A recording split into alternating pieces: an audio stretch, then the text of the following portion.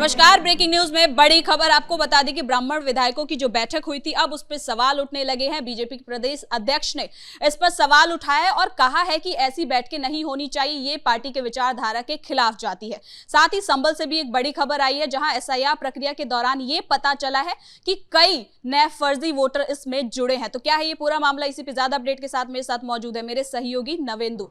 तो नवेंदु, सबसे पहले बात करते हैं बैठकों की, जिस पर अब पंकज चौधरी ये कह रहे हैं कि ऐसी बैठकें नहीं होनी चाहिए। देखिए, पीएन पाठक जो कुशीनगर से बीजेपी विधायक हैं, उनके आवास पर जब ब्राह्मण विधायकों की बैठक हुई तो पूरे यूपी में हड़कंप मच गया। दो सवाल उठे, क्या बीजेपी के अंदर खाने सब कुछ ठीक नहीं है? दूसरा, क्या बीजेपी के विधायकों की ये जो बैठक है ये सुनियोजित तरीके से है? हालांकि जब इस बैठक को लेकर बीजेपी के विधायक सामने आए, उन्होंने बयान दिया, तो उससे पता चला कि ये बैठक जो है वो नॉर्मली थी, ऐसे ही खाने पीने के लिए लिट्टी चोखा का उसमें कहा गया उसके बारे में। लेकिन राजनीति में जब भी बैठकें होती हैं तो उसे आप सिर्फ खाने पीने वाला, मनोरंजन वाला बैठक नहीं मान सकते हैं। कहीं ना कहीं इस बैठक में बड़ी बातों पर चर्चा हुई और उसमें सबसे बड़ी बात थी कि पंकज चौधरी को यूपी बीजेपी का प्रदेश अध्यक्ष बनाया गया। चर्चा क्या चल रही थी पिछले कुछ समय से कि किसी ब्राह्मण को यूपी बीजेपी अध्यक्ष की जिम्मेदारी मिलेगी, क्योंकि यूपी में ब्राह्मण वोट बहुत ज्यादा संख्या में है। 12 से 14% ब्राह्मण वोटरों की संख्या बताई जाती है, कुल ब्राह्मणों की आबादी है। तो ऐसे में माना जा रहा था कि किसी ब्राह्मण को प्रदेश अध्यक्ष के तौर पर मौका दिया जाएगा, जबकि ऐसा नहीं हुआ। ओबीसी समाज से आने वाले, कुर्मी जाति से ताल्लुक रखने वाले पंकज चौधरी को यह बड़ी जिम्मेदारी मिली।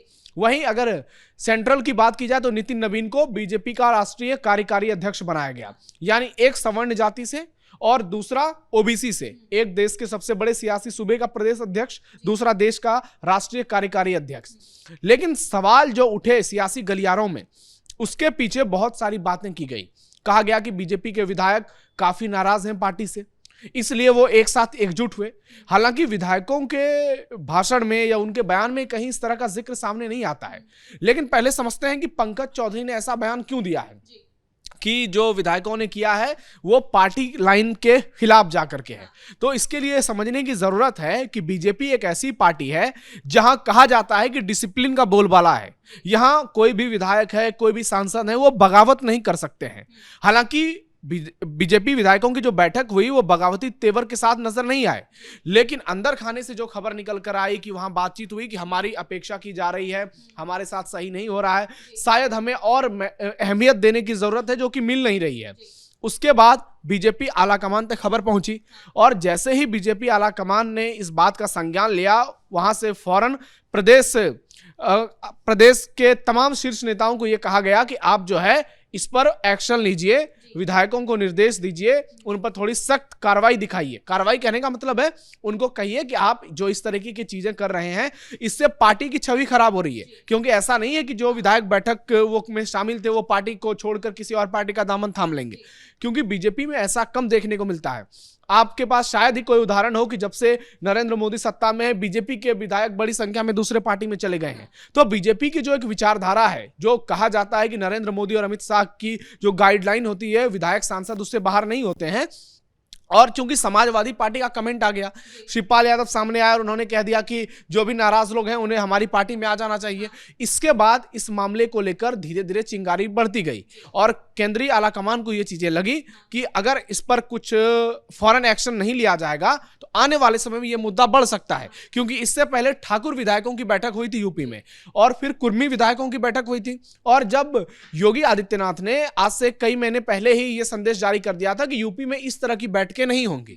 हालांकि पीएन पाठक खुद सामने आए, उन्होंने कहा कि ये कोई बैठक नहीं थी, बस हमारा लिट्टी चोखा खाने का मन था, हम लोग एक साथ आए। तो उनसे कहा गया फिर इसमें सिर्फ एक जाति के लोग कैसे थे, एक जाति के विधायक? तो उन्होंने कहा कि ब्राह्मण भूमिहार दोनों ही विधायक शामिल थे, अगली बार करेंगे तो और सबको बुलाएंगे। ये भी कहा गया कि इस बैठक के दौरान एक फंड को तैयार किया जा रहा था जो पिछड़े ब्राह्मणों के लिए होगा। नहीं, ये तो अच्छी बात है। अगर फंड की तैयारी की जा रही है, अगर हर समाज अपने लिए फंड की तैयारी कर रहा है, तो समझिए कि हिंदू संगठित हो रहा है, चाहे वो ब्राह्मण विधायक हो, ठाकुर विधायक हो, कुर्मी विधायक हो या फिर दलित विधायक हो, अगर कोई भी बिरादरी अपनी जाति के लिए सशक्तिकरण के लिए कोई काम कर रही है, ये तो अच्छी बात है। क्योंकि आप देखिए कि सरकार की तरफ से तो सवर्ण जातियों के लिए कोई खास नियम कानून नहीं है या कोई खास सुविधाएं नहीं दी जाती हैं। तो ऐसे में अगर वो अपने लिए तैयारी करते हैं तो इसमें कोई दिक्कत नहीं होनी चाहिए, क्योंकि हर जाति के लोग ऐसा करते हैं और ऐसा करना चाहिए। जो समाज के आगे बढ़े हुए लोग हैं, अगर वो अपनी ही समाज के निचले तबके के लोगों को उठा रहे हैं तो इसमें कोई दिक्कत नहीं है।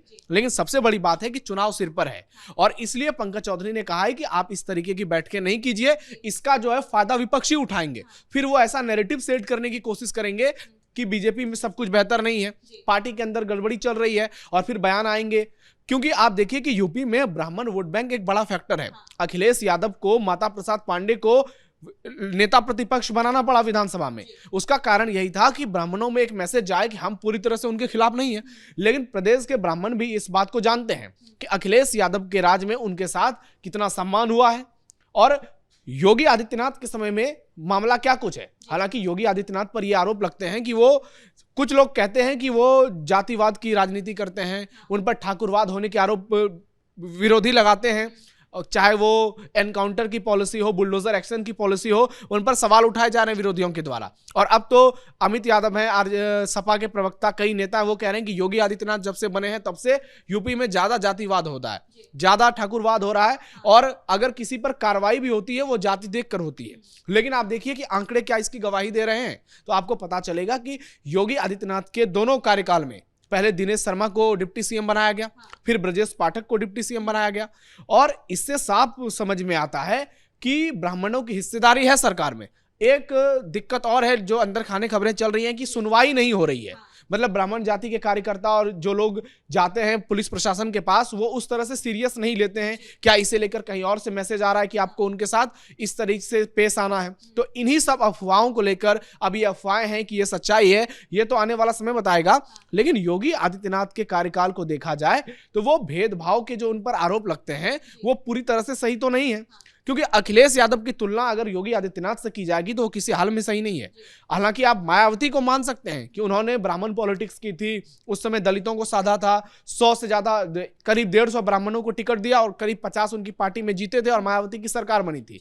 तो अखिलेश यादव की पार्टी में, सपा में, वैसे ही सपा पार्टी ब्राह्मण विरोधी रही है, हिंदू विरोधी रही है। अभी धीरेन्द्र कृष्ण शास्त्री पर उन्होंने किस तरह की टिप्पणियां की थी, इससे साफ साफ सब कुछ साबित हो जाता है। अब देखना यह होगा कि बीजेपी आने वाले चुनाव में कैसी तैयारियां करती है। हाँ, तो नविंदु, एक खबर ये भी आ रही है संभल से कि एसआईआर प्रक्रिया पे जो विपक्ष सवाल उठा रहा था उसमें ये निकलकर सामने आया कि कई नए फर्जी वोटर जुड़े हैं जिन्होंने उम्र बढ़ाई है अपनी। बहुत सारे लोगों का इसमें नाम शामिल है कि जिनकी उम्र 12 साल है वो भी वोटर बन गए। इस मामले को लेकर 48 लोगों पर एफआईआर दर्ज किया गया है। यानी संभल देखिए कि संभल, पहले तो खबरें आई संभल में इतनी हिंसा हुई है लंबे समय तक, संभल की पूरी डेमोग्राफी बदल गई, वहां कट्टरपंथियों, जिहादियों की संख्या काफी बढ़ गई है। और अब एसआईआर जो यूपी में हुआ उसमें कहा गया कि संभल में बड़े पैमाने पर गड़बड़ी हुई और अब कुछ नाम निकलकर सामने आए हैं। 350 के आसपास ये आंकड़ा है, लेकिन ये तय मानकर चलिए कि इसमें जितनी भी गड़बड़ियां हैं उसको दुरुस्त किया जाएगा, क्योंकि ये योगी मॉडल है, ये योगी आदित्यनाथ की पुलिस प्रशासन है, योगी आदित्यनाथ का नियम कानून चलता है।